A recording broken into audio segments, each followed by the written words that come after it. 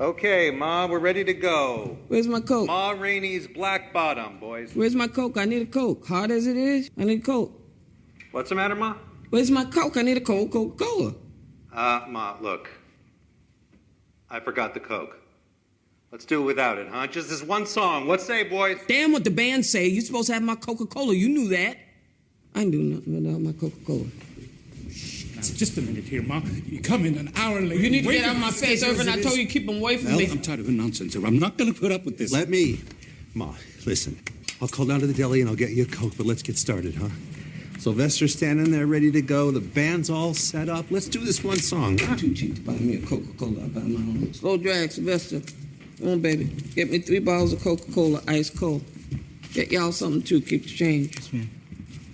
Irvin, get away from me. You can wait till I get my Coca-Cola. Ain't gonna kill you. Okay, Ma. Get your Coke. Gentlemen, the band room. Hello and welcome to Book versus Movie. This is a podcast where we read books that have been adapted into movies, and then we try to decide which we like better, the book or the movie. I am Margot P. of ColoniaBook.com, and this is my good friend and co-host, Margot D. of Brooklyn Fit Chick. Hi, everyone. Hello. We had a little hiccup in our schedule, but we are back for African American History Month. And we were just saying before we got on the air, we are so excited to talk about today's movie. But before we get to that, if you're brand new, yes, this is a podcast about books and movies, although today's episode is not really based on a book, although it is based on a book insofar it's a play. It's a script of a play, which is often called the book. But when the pandemic started, we decided to do a brand new episode every single week. And that means we are taking any kind of literary source that's been adapted into a movie, whether it's a short story or a magazine article or a novella or a song. Once in a while, we'll do a full-blown book. But for the most part, we're doing these shorter sources. We'll see how long this continues to go. But that also means that we're constantly looking for suggestions. And you all have had some fantastic suggestions for this month's programming.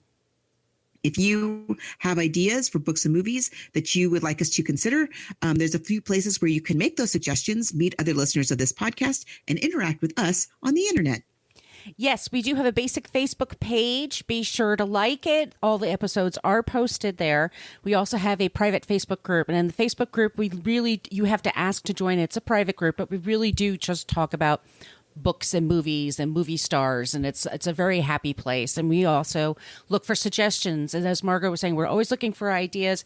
The literary source needs to be something we can get our hands on somehow, a digital copy of the Levee app or whatever, and the movie needs to be on a major streaming app. So just keep that in mind when you're giving us suggestions. We're at Twitter and Instagram, Book versus Movie, spell it all out. And we have an old-timey email, bookversusmoviepodcast@gmail.com. Send us your suggestions there. Or if you would like some stickers, feel free to give us a shout out and we will drop the stickers in the mail for you. Yes. Yeah. It's just our little kind of book club of the air. And we want to make sure everybody, including ourselves, can easily get access to these books and movies that we're talking about. And if you really, really enjoy the show and you would like to help keep us in books and movies, you can also support us on Patreon. Patreon. We've been doing this show for 9 years. We're coming up on, and we have about 130 episodes in the feed right now. That's free for you. But we also have a Patreon page where we have episodes that are from 2 years ago and then previous to that. I recently put up Saturday Night Fever. We also have Roxanne, The Warriors, and Urban Cowboy that were just put on our Patreon page, and that's the only place you can get them. You can also scroll and look for older ideas there. Some of those are free, but just if you wanted to support the show, it really just helps us get books and movies and the cost for the sound editing equipment and the platform and all that stuff. So we want to thank you all so much for doing that, but we also want to say, if money's tight and that's not possible right now, we understand. If you could just please subscribe and leave a review wherever you get your podcasts, that would be amazing. Stitcher Radio, by the way, just changed how they took things. So they missed our last episode, so I'm putting that in there.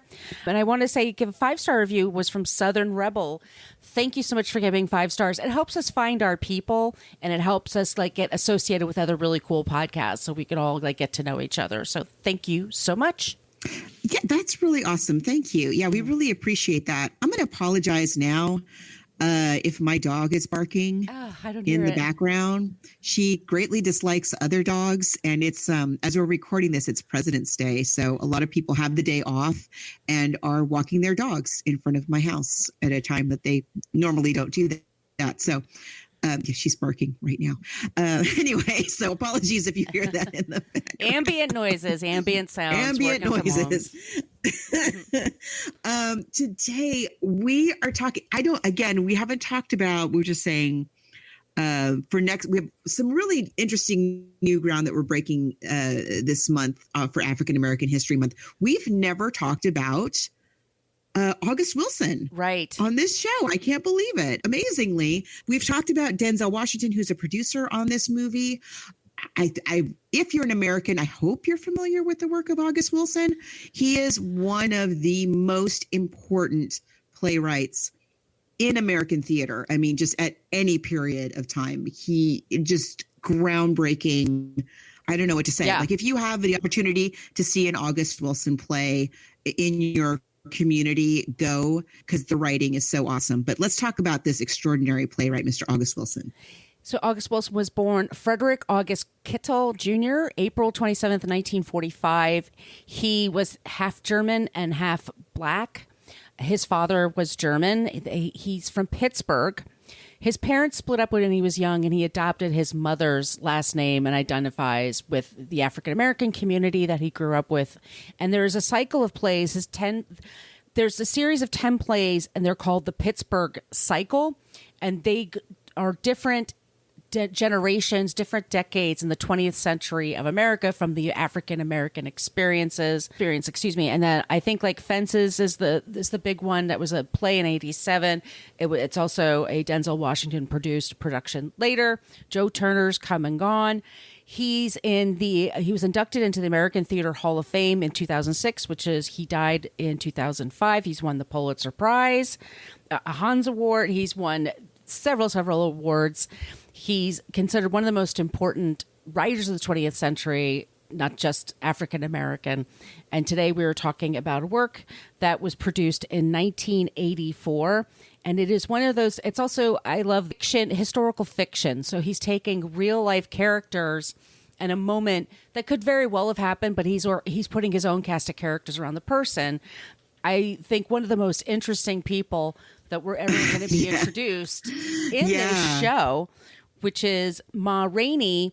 She was born in 1886, and she's considered the mother of the blues. So he writes this in 84. And I actually, Margot was on YouTube, went down the rabbit hole, and I found this video of all these writers giving their critiques at 84 of the play when it first came out. All white men. And they had a variety of things to say. Yeah, I'm sure. I'm sure that, yes. I mean, this is so glad we finally got what's normally a marginalized voice in our culture, the white male critic. So glad to have that recorded somewhere for posterity. It was kind of funny to watch. I mean, it was a clip. You know, they used to do these reviews all the time on TV. I don't know if they do them or if there's as powerful anymore. New York one is pretty much it here.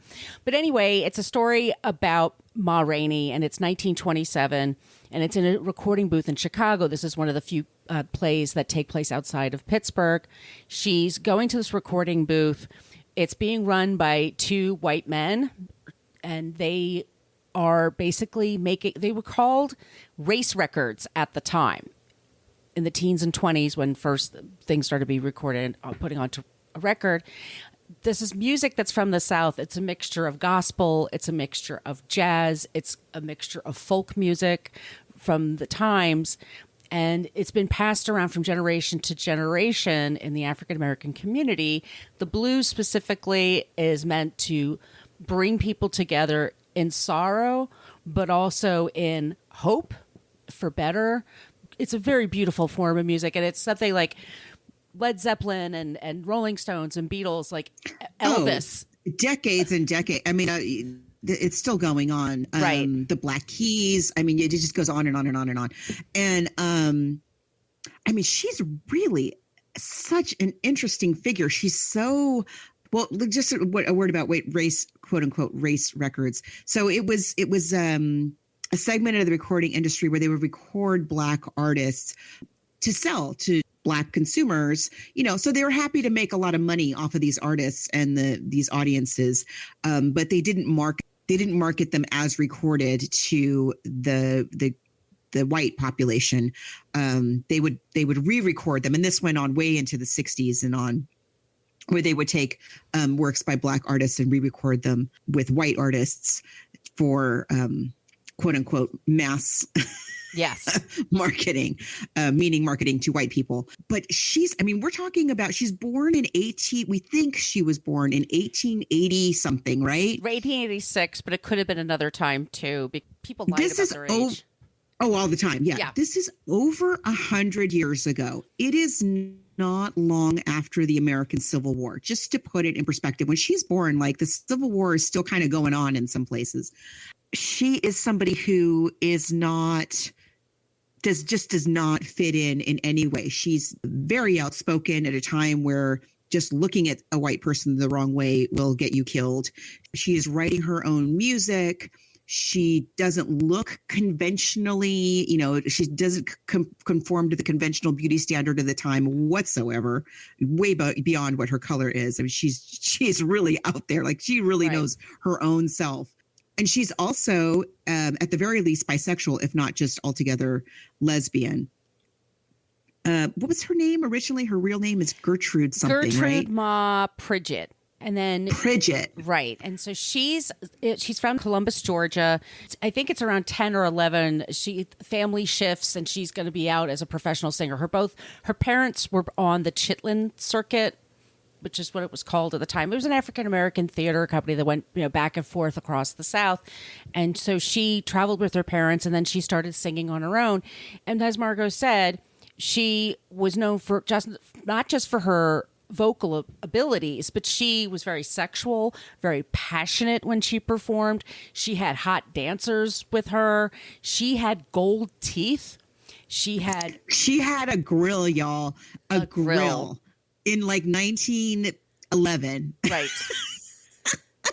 And she's so awesome. She's amazing. It's like feathers everywhere. She traveled in style. She wore a big robe with like a feather sequence on feathers on there. She had hot young girlfriends travel with her everywhere she went. She married a man named Pat Rainey. He was William Paul Rainey, in 1904.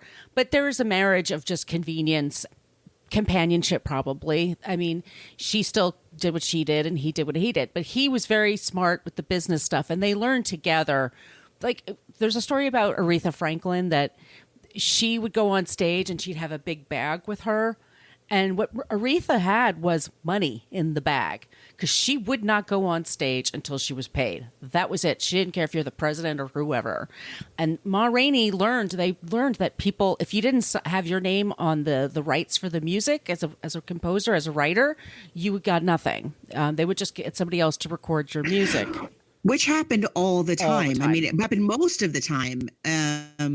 But she knew everybody. Like, she is right there at the birth of jazz, and she is sort of launching this out of that kind of stew of music and culture.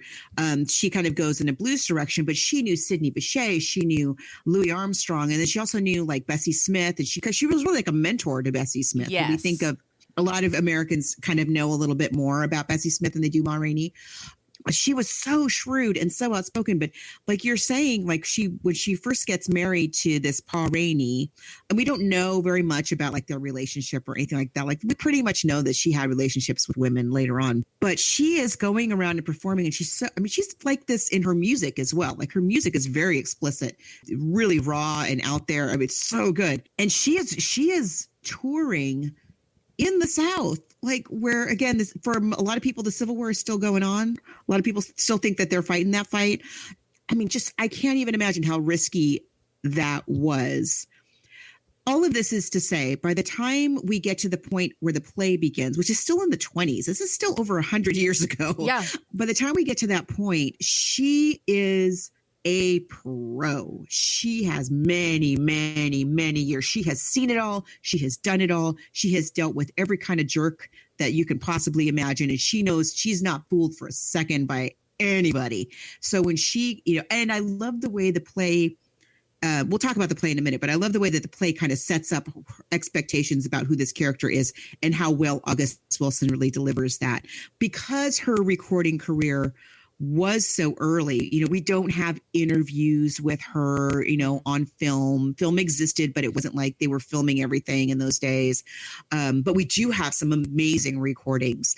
And they are recordings of her, again, after decades of experience of performing and writing these songs. They're pretty amazing. We listen to them today. They sound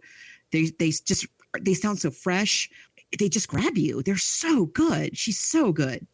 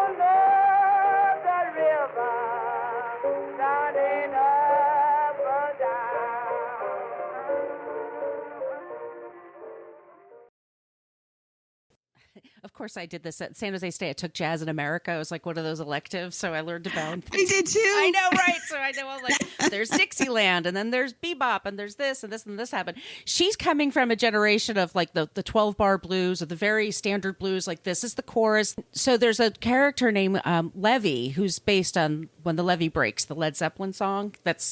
Levee is more of a person like Marsalis is, like somebody who wants to put some improvisation in what he's doing. So like the drummer gets a chance, the singer gets a chance, the clarinet guy, like everybody gets a chance. And so he's doing all these different notes, but he's doing it when she's singing. And usually in jazz, like you take turns, right?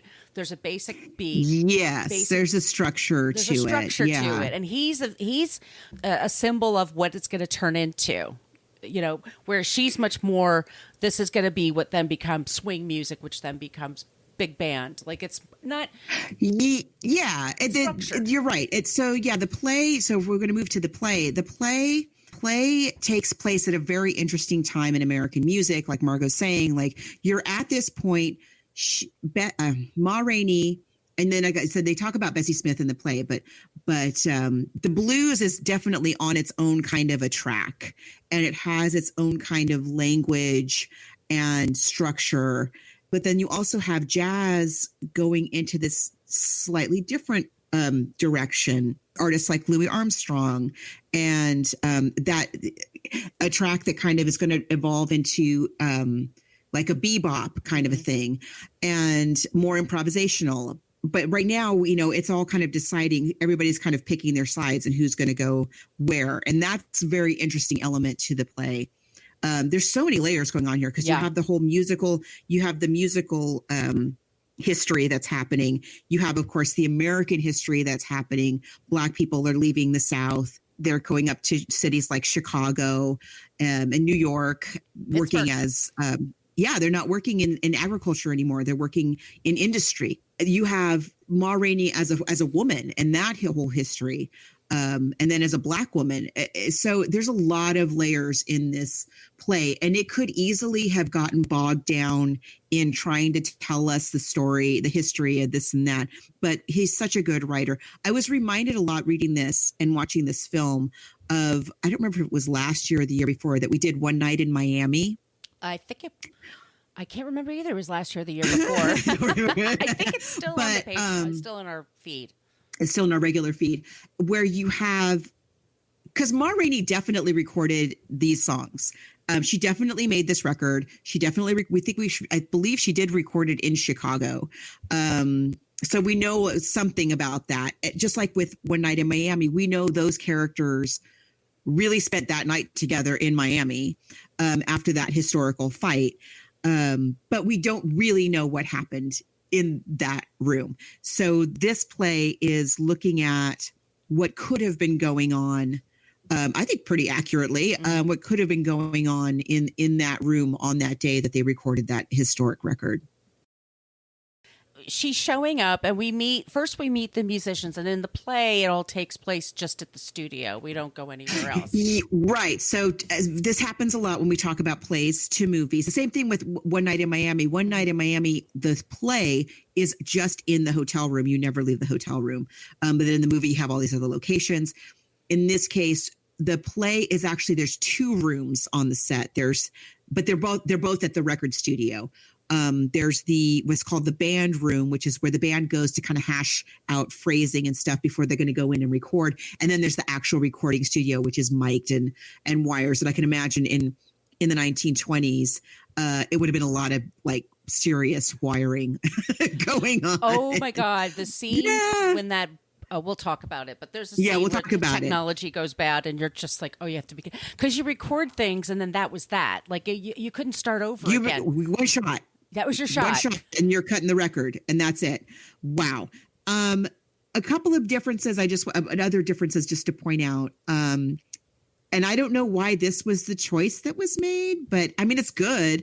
Play takes place in March, so we're in Chicago in March, and it is freezing. Right. In the movie, it's in the summertime, and it's sweltering hot, which is okay. I don't know why, but there's a featurette on Netflix that they did on the movie. So they explained it that they just wanted to catch the heat of the summer, because there's a scene where Coca-Cola takes center stage, and it just made more sense to like have it be a super hot day, I guess. It does. Like it's weird when she asked for it in the theater production. You're like, you want a Coca-Cola? It's like 12 degrees outside. Okay, lady.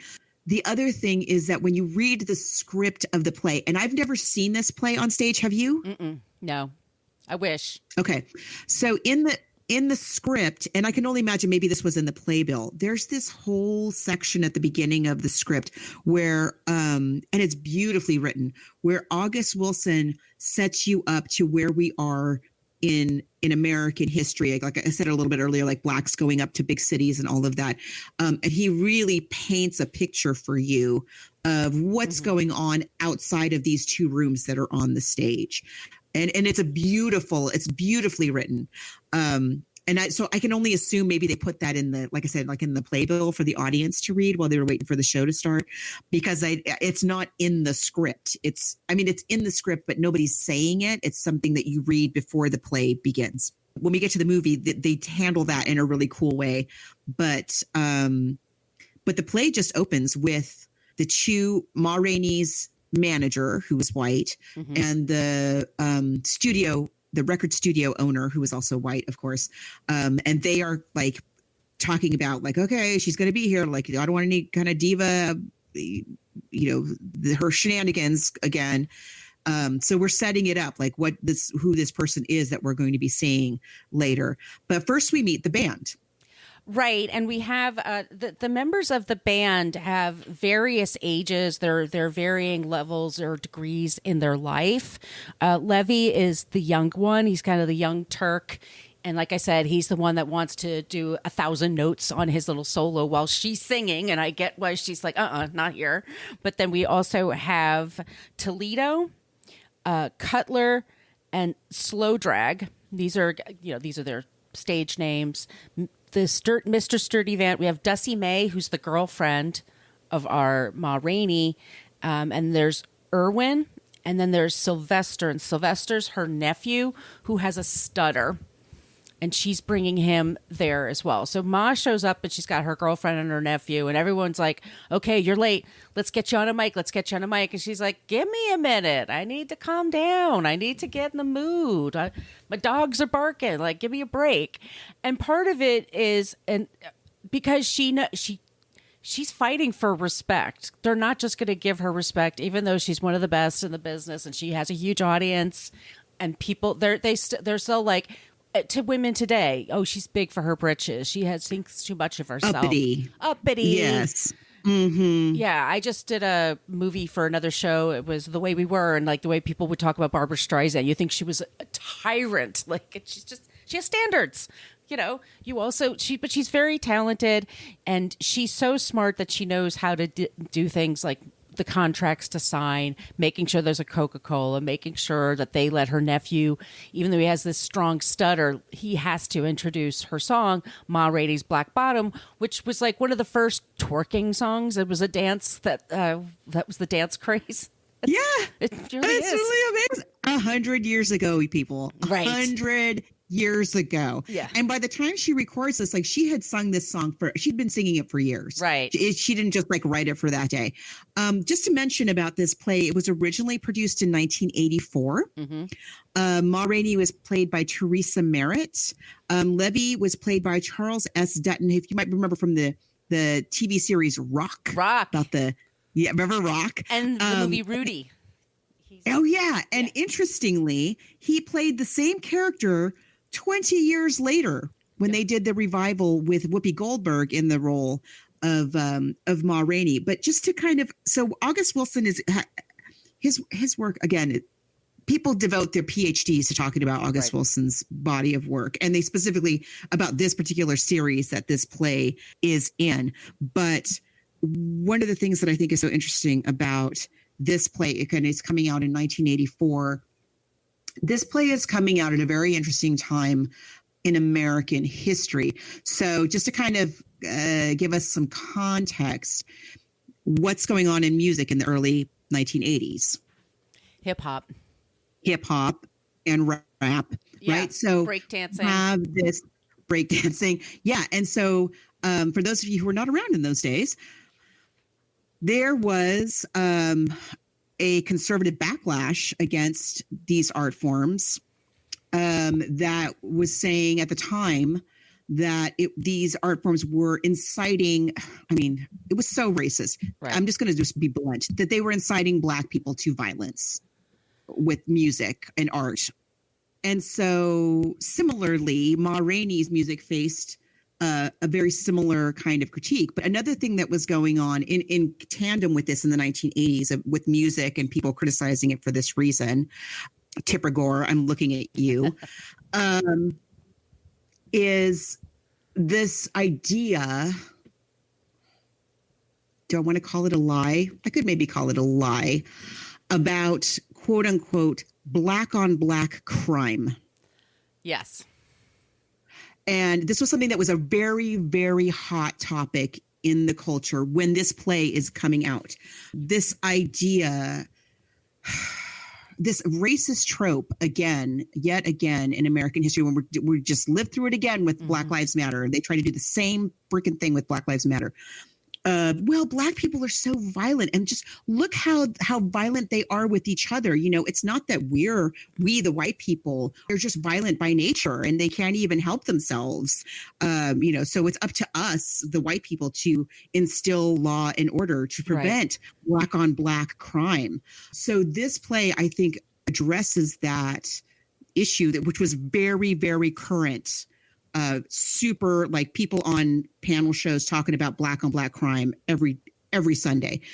This play addresses that in such a great way. I wish we had more art like this today. Maybe we do, and I'm just not aware of it. And also people just aren't. Yeah, August Wilson is just not celebrated the way that he should be. Right. And I know this is an Oscar-nominated film, but it's not enough. So, but anyway, that's what's going on in the 1980s Reagan era, America, and we're looking back to a time where the exact same tropes and themes were happening in the culture.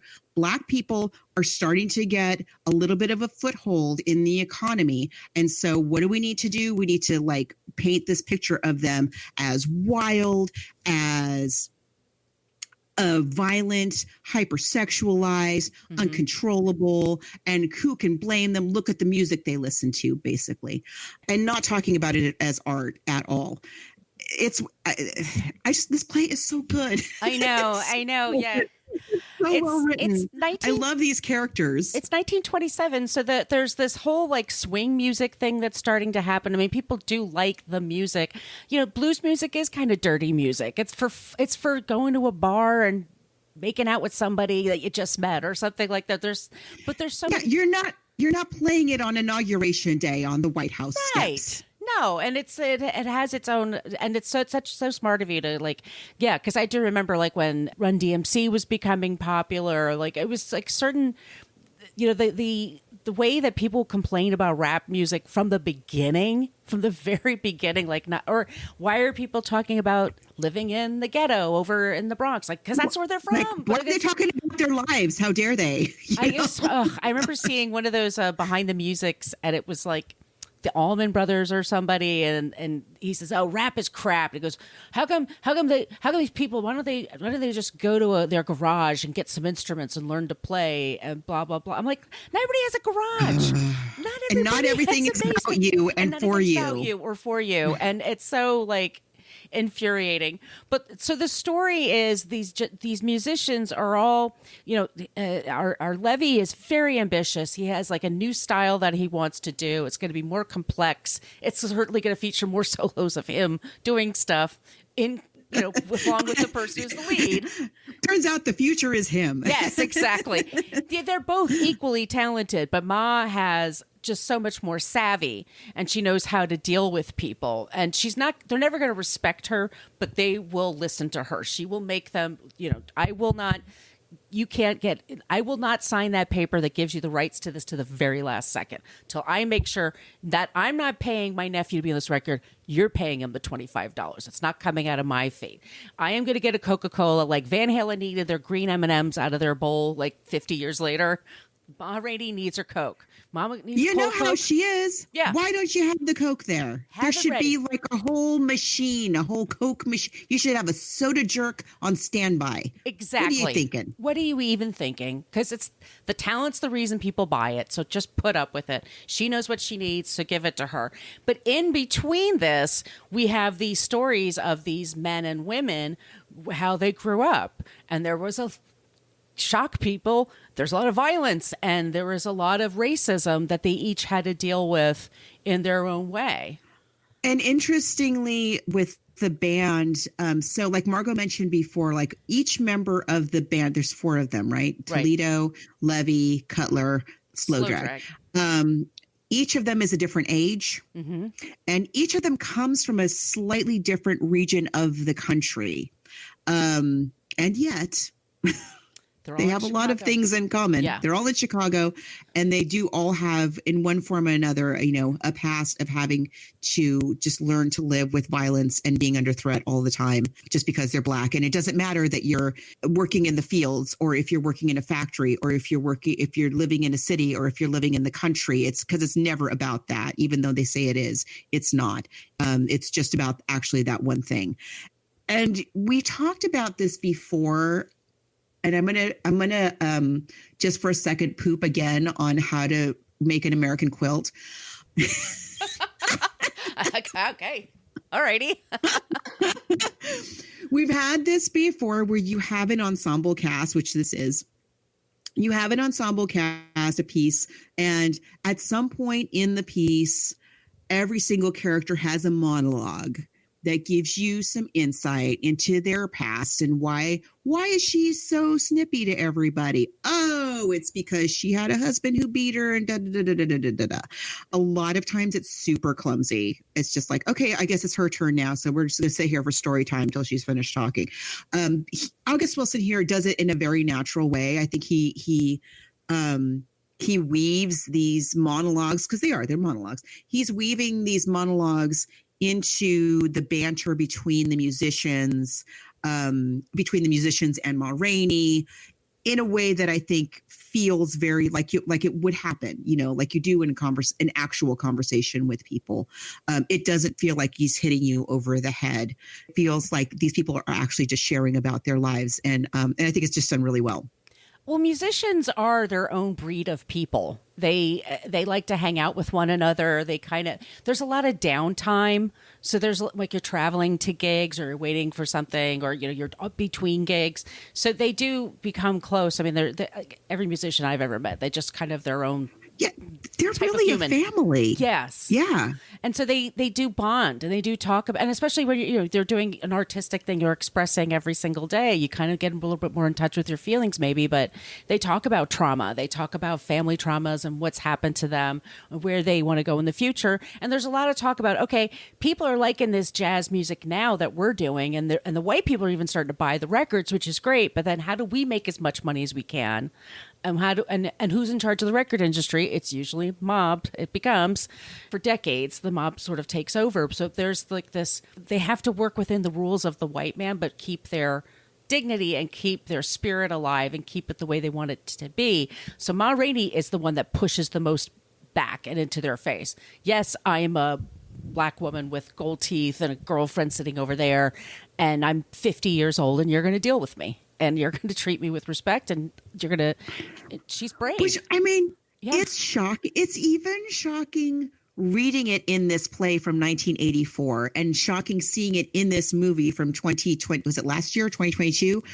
2020. 2020. Sorry, and I was just thinking like Chadwick Boseman. It was a while ago, but that's how she actually was. Yeah, that's how she made it. Like, he's not exaggerating that at all. No, at no. all. If anything, he's kind of underplaying some of the stuff that we know about her. I mean, it's extraordinary. What a character. She really is interesting. I mean, soon she moves to Georgia. She takes off. She stops touring, and she owns her own theaters, and she dies when she's 53-ish. We don't know exactly when she was born, but she lived a big life, and she was a huge character. And lots of people know who Bessie Smith is, and Queen Latifah played her in the HBO movie. She's important, but this is her mentor. This is the person that guided her into that world. And so the play is about them occasionally talking to one another and talking about good times and bad times. Levee struggling because he wants to do so much more and he thinks he's so ready. And the rest of them are like, calm down, just take your time, get through this gig. Just get through this one step and then you could do the next step. And he's in a hurry. Like nobody is paying you to be here today to play your music. Sorry. And they even offer to buy them like $5 a piece, which is decent money that back then. But that's not what it's about for him. He really wants to be he thinks he's a star and he thinks he's going to be the next star and he's going to inspire people. And one of the reviews, and it wasn't Jeffrey Lyons or that other guy, but it was one of the white guys, was very upset because there's so much black rage on the stage. It was really uncomfortable. And I'm like, are you kidding me? Oh, I'm sorry. Oh, I'm sorry. Because they go through, we've learned Levee's story is that his mother was gang raped. And then her father was lynched. Sorry, he's a little angry about that. Yeah. They're overcoming that criticism in 1984. But the story takes place in 1927. And just to keep it short, they all interact with one another, and Levee is getting more and more upset, and they're butting heads. They finally do record Ma Rainey's Black Bottom, and this is after her nephew does 6 or 7 takes with this poor thing with his stutter trying to get through it, and they have to throw it out every time. And then he gets through it, and then she puts on a performance, and it's spectacular. And then what happens is one of the mics just wasn't plugged in enough. And I know this as a podcaster. It all builds up to the actual. They're like, when is she going to sing the song? Can she just sing the song already? Can we just, for heaven's sake, okay, we now got to deal with the nephew to get to sing the song, okay? And we finally get to it. And it's so good, and they didn't record it, and it wasn't recorded. So then they have to do it again. And Levee is I don't know, in the movie he has a romance, and I don't know if he does in the play. No, it's different in the play. In the play, he is merely flirting with Ma Rainey's young girlfriend who's there. It's very tame. Yes. In the play, it's like a full on, like they have a moment. But in the play, it's really just more that they're flirting. She's flirting back, but it's really just that, which is dangerous enough. Absolutely. That's Ma Rainey's chick, by the way. So, yes. In the end, so we're going to give this away, and then we promise you we'll start talking about this movie because the movie is excellent. You should see it. It's streaming on Netflix right now, has been for a couple of years, is that Levee basically has some, like a breakdown. They're not going to buy his songs. She's not going to play his songs. He's being told no, and he doesn't have a backup plan. And he's just so upset that Nothing is going his way this Nothing. day. Nothing. And then Toledo is one of the players accidentally steps on his shoes, and his shoes are scuffed. It reminds me of Do the Right Thing, like It's totally that. Yeah. And he and I'm trying to think. Do the Right Thing came out after this play. 89. Yes. Yeah, and Toledo, we should mention, is the oldest of the musicians. He is the one who I would say throughout the piece, he is the character that is the most compassionate with the other characters. He's also in the script, you're told he's the only one who knows how to read. And he has seen more than any of them. And so he's much more understanding. Like, he understands why Levee's so angry. He understands why Cutler's so frustrated about not being able to have his relationship with his wife the way he wants. You know, he really empathizes with Ma Rainey. You know, he really is the heart of the piece. And there's nothing to do this. We don't hear about the shoes until this moment, we should say, because in the movie it's a whole thing. But in the play, it happens really fast. He gets super upset. He starts screaming. And they can't calm him down, and he actually stabs him, and he dies in his arms. And then it's just sort of the end of the story. And it happens out of nowhere. When I first read it, I yelled out loud. I was like, "Oh my god!" I know. It's so shocking. I knew it was coming when you're reading it. Yeah. Yeah. So in the play, and the ending is different in the play than it is in the movie. Insofar, I mean, it's still that Levee has stabbed Toledo. The youngest one has stabbed the oldest one, who dies. In the play, it ends with one of the white managers walks in on this scene and kind of is like, he's basically like, well, I guess another black guy killed another black guy. I'll go get the police, I guess, kind of thing. It's not a reaction to these as people at all. And this is, people who they know very well and whose work they respect enough to make a dollar off of. But there's no, it is very much treated like, well, like black on black crime, go get the cops. And that's how the play ends. The movie has a slightly different ending. The movie doesn't have that scene where the manager comes in and says to call the cops, but it has another very good ending, I think. And that's the play. Yeah. It's great. It's great. It does very well on Broadway. The stars, it's Charles S. Dutton. That was his introduction to Broadway. And the clips I've seen of him, he always puts in a powerful performance. He has a lot of charisma. He's always really good. Yeah. I can imagine how great that must have been. They actually have an August Wilson Theater, by the way, in New York. Like, this is how important he is. Like, this is a big deal. So let's do this. We're going to talk about the movie now. We'll play the trailer, and then we'll get into this fabulous movie.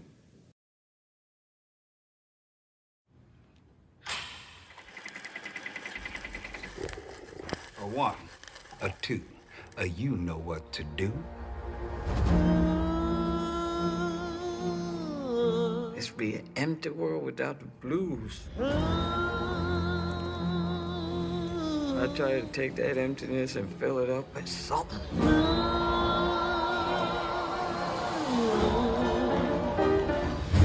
But they want to call me Mother Blues. That's all right with me. It don't hurt none.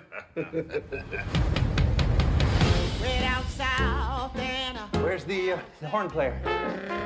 I got a friend. Come on, Levee. You rehearse like everybody else. I'm gonna get me a band and make me some records. I knows how to play real music, not this jug band shit. You call that playing music? I know what I'm doing. Go on and fire me, I don't care. When I got there, they began to say.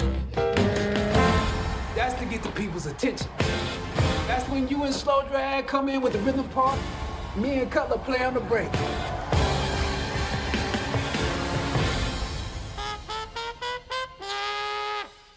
Levee, the sooner you understand it ain't what you say, it's what Ma say to count. We'll be ready to go in 15 minutes. We'll be ready to go, and Madam says we're ready to go, and that's the way it go around here.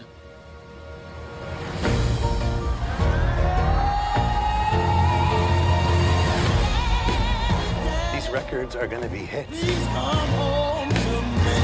Every colored man in the world got to do his part. Gonna tell the white man just what he can do. They don't care nothing about me. All they want is my voice. About them songs I give you. They're not the right songs, but I'll take them off your hands for you. I got my time coming to me. You don't know nothing about what kind of blood I got, what kind of heart I got beat here. Come on. Come on!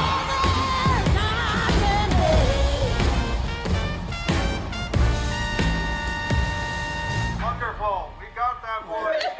Good session, Mom. We got ourselves a winner. Yeah, you did it.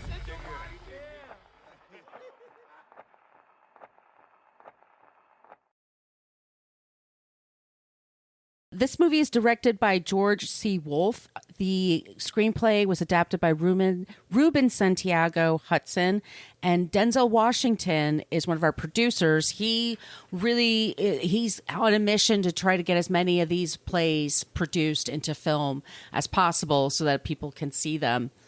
You know, I hope he makes it. I hope he does too. Oh, I want them all to be a movie now.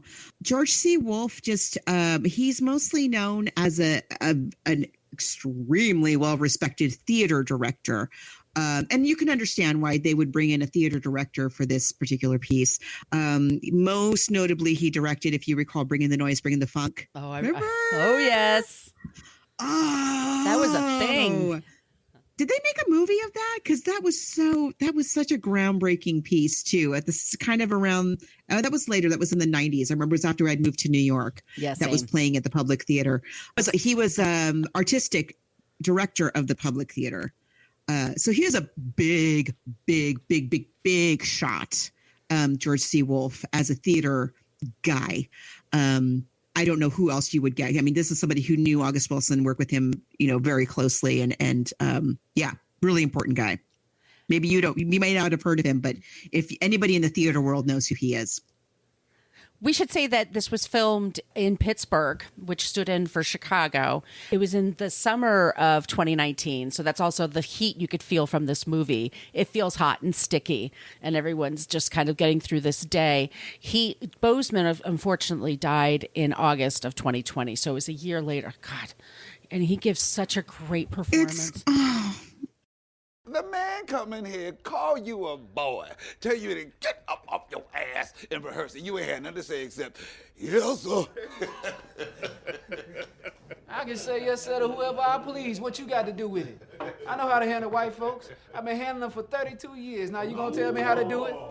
Just because I say yes, sir, don't mean I'm spooked up by him. I know what I'm doing. Let me handle it my way. Well, go on and handle it then. Toledo, you're always messing with somebody. Always agitate somebody with that old philosophy bullshit you be talking. You stay out of my way about what I do and say. I'm my own person. Just let me alone. All right, Levee, you right. I apologize. Ain't none of my business you spooked up by the white man. All right, see, that's talking about. Y'all back up and leave Levee alone. Oh, come on, Levee. We was all just having fun. Toledo ain't said nothing about you. He ain't said about me. You just taking it all wrong. Ain't meant nothing by it, Levee. Levee got to be Levee. You don't need nobody messing with him about the white.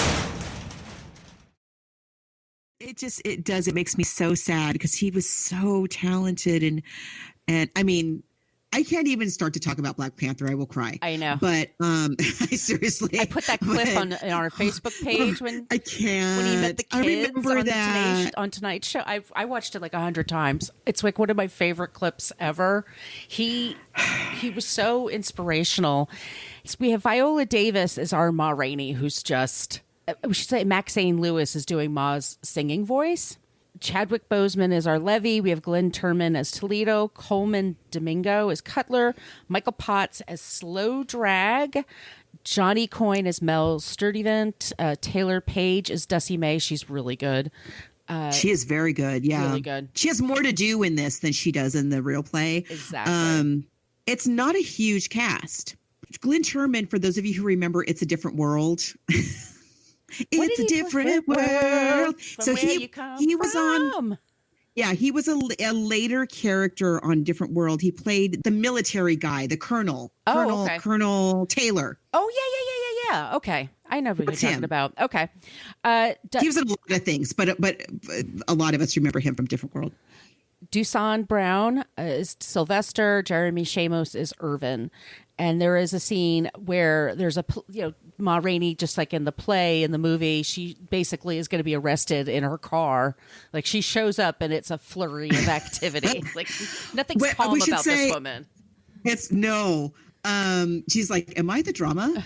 I love the opening of this movie because, as I said in the script, if you read the script, or maybe if you read it in the playbill, there's August Wilson had written this whole beautiful opening, giving us the historical context of what was going on and all that.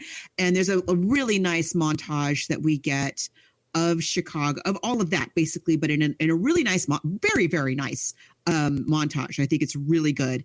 I love one of the things, and this sometimes it works and sometimes it doesn't, when you go from a play to a movie and we add in other locations, it doesn't always work, but I think they use it really, really well because there's still a theatricality to all of the different locations that we see. I really love that we get to see Ma in the hotel. Mm-hmm. And I love that moment when she's walking out to her car. She has to go through the lobby and all of these white people in this fancy hotel have the look on their faces. They're like, what's she doing here? Why is she dressed like that? Why didn't you tell us we were staying in a hotel with a black woman? It's all on their faces. And I just think it's really, really well done. I think we also get more of the nature of the relationship between Ma and, what's the young girl's name? Dussie May. That's a little more explicit in the movie than it is in the play, which I think it works super, super well. The scene that I like that we get to see the car accident in the play. It happens off stage, mm-hmm. and everybody kind of blows into the studio with the flurry of that. But I like that it takes place out on the street is really fun for the movie. I like I don't think this is in the play, this weird device that they have throughout the movie where when the musicians are in the band room, there's this door that's locked. There's a door into the room, and then there's what seems to be a door out of the room that's locked. And Levee keeps trying to open this door. Nobody else is bothering with it, but he keeps banging on the door, trying the doorknob. He's throughout the whole thing. Every time he's in this room, he's got to try this door. And I don't think that's in the play. Yeah, I don't either. I saw this movie a few days ago, so I'm forgetting some mm-hmm. things, but that's, yeah. But anyway, he's throughout the play, he's banging it. He's trying it. It's just like his thing, this kind of tick that he keeps trying to, and then he finally at the very end, busts through the door. Like when everything has gone wrong. And I think it might be before he stabs Toledo, but everything is gone. He finally breaks the door open and you're like, okay, he's going to be free. He goes outside. No, it's an air shaft. It's just a little brick square just for ventilation and nothing else. Which is, again, just gives us a lot about his character. It's great. I think all of the choices that they made in adapting this for film really work so well, really add to the story, add to the characters, just brings a lot more flavor to it. I think it's really super good. And of course, the cast is outstanding. They're actors, and they were trained by, I'm not sure if it's Winston or Branford Marsalis, but one of the Marsalis brothers actually trained the actors to play those instruments. So, and to see, you can tell they're really playing. They're really playing, and it's exceptionally okay. We also have to talk about the costumes in this movie and the. Oh, they're so great. The art direction. They're so good. The opening, so in the opening, as they're setting everything up, it all kind of leads up to Ma Rainey. So unlike in the play, we see Ma Rainey before she comes into the studio. We've seen her a few times by the time we get to that moment where in the play, it's this kind of big reveal of Ma Rainey. And that could have been a very bad choice, but I think it works super well in the movie because we get to see because we see her performing. We see her performing in two venues. One is a tent in the middle of the country, and the other is on a great big stage. And in both cases, you kind of see what she really means to her audience. Yes. And how well what that connection is that she has with them. And therefore, when she shows up in the studio, when she finally shows up in the record studio, we get why she is such an important commodity to this record studio. But yeah, the costumes, the dancing girls. Oh, I love it. They won. Great costumes. The movie was nominated for Best Actor for Chadwick Boseman, obviously was posthumous, and Viola Davis was nominated for Best Actress. It won for Best Costume Design, Anne Roth, Best Makeup and Hairstyling, which is super on point, and it was nominated for Best Production Design. It looks incredible. There is the scene in the movie where they have a sex scene between Dusty and Levee, and I'm glad Levee got something before. I know, it's like the one thing. One good thing happens to him. The one thing that worked out for him. I love everything about this movie. It's so well done. It's so smart. The scene where, like I said, the Sylvester has to talk into the record and they bring it out. I think they do that so well. It's and I was a little bit worried when I read the play because I had not read the play. I had never read the play. I had never seen the movie until this week. And I was a little concerned when I read the scene in the play. I could see reading it like how live you would be just like on tenterhooks while he's trying to make the line and he's trying to make the line. I was a little worried that it wouldn't translate to film, but they do this director is just, I mean, yeah. When you get the best, I mean, this is what happens. Swell affair. Soon as the boys found out that I was there, they said, "Come on, Mom, let's go to the cabaret." When I got there, they began to say, "I want to see that dance they call the black bottom. I want to learn that dance. Want to see that dance they call your big black bottom. It'll put you in a trance."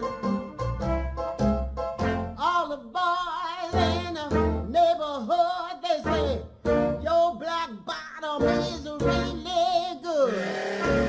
Want to show me your black bottom.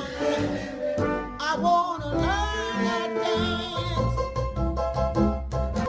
Early one morning, about the break of day, Grandpa told Grandma, I heard him say, "Get on up and show your old man your black bottom. I want to learn that dance. I want to learn that dance." Okay, that's good, Ma. That sounded great. Good job, boys. See, I know you can do it. Yeah, he did good. He did better than I thought he would. That's my best. There was the only thing, and again, I think it was the right choice. The big thing that was cut from the movie that was in the play, for the most part, they're adding stuff, which is great. Mm-hmm. The one thing that they're subtracting, there's a little bit more of the monologues of the different characters in the play than there is in the movie. Mm-hmm. And also, interestingly, there's more singing.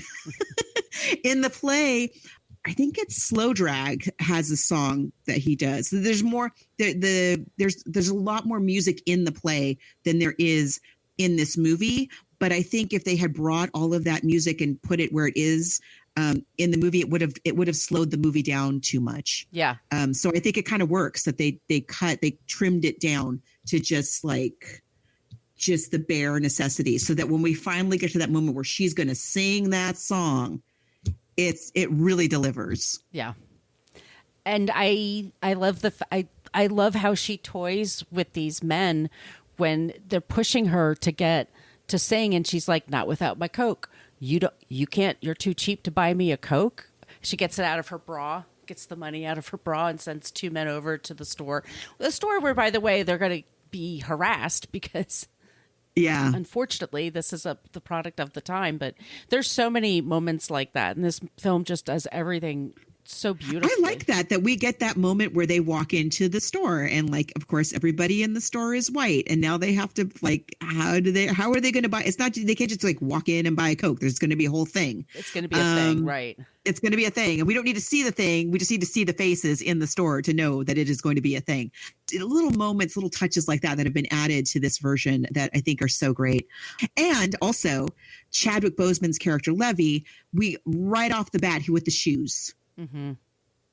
That happens really early on. He's on his way to the studio where, going into the studio that day, he believes that this is going to be the start of his whole big world opening up. And this is going to be a banner day for Levee. And so he sees the shoes. He's like, oh yeah, I'm going to need those shoes for my big day. And he buys these fancy shoes. So the shoes and the whole thing about the shoes throughout the movie, that's not in the play at all. It's just at the very end, Toledo steps on his shoe. But it's not like it's a brand new shoe or anything like that. But I like that they have this thing about his shoe because it represents, like I said, all his hopes and dreams. His next for step. This, what's going to be a big day. His next step. Yes. Yeah, it works literally and figuratively. Hey, watch it now. Stepped on my shoe. Excuse me there, Levee. Look at that. Look at that. Stepped on my shoe. What you do that for? I said I'm sorry. You gonna step on my goddamn shoe. Look at that. Look at what you done to my... I ain't step on your shoe. What you want to step on my shoe for? Man said he was sorry. How the hell he gonna be sorry when he done ruined my shoe? Come talking about sorry. You stepped on my shoe, you know that? See what you done? I said, excuse me. Now it's over. What you want me to do, huh? My shoe like that. I ain't step on your shoe. Huh? Look at this. Nah. Look at what you done. Look at that. That's my shoe. You did it. You stepped on my shoe with them raggedy ass clod out. Ain't nobody studying about you and your shoe. I said, excuse me. If you can't accept that, then the hell with it. What you want me to do? You stepped on my shoe.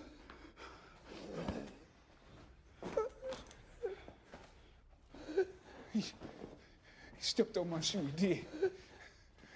Honest.